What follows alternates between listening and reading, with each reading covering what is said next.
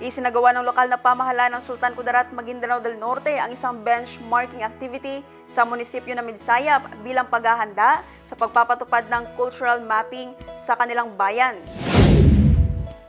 Isinagawa ang aktibidad upang makakuha ng mga estratehiya at best practices sa pagdodokumento at pagpreserba ng mga tangible at intangible cultural assets ng bayan. Ayon sa LGU, layunin nito na kilalanin at pangalagaan ng mga tradisyon, kasaysayan at heritage sites na sumasalamin sa identity at diversity ng mga mamamayan ng Sultan Kudarat. Pinangunahan din ng Municipal Administrator Banjo Mampon at Tourism Officer Designate Hasmia Abel Ali ang delegasyon, kung saan mainit silang tinanggap ni Midsayap Mayor Rolly Sakdalan at Tourism Officer Fersan Josel Sawit. Kaugnay nito, formal na nilagdaan ni Mayor Dato Shamim Mastura ang executive order na bumubuo sa Local Culture and Arts Council ng Sultan Kudarat.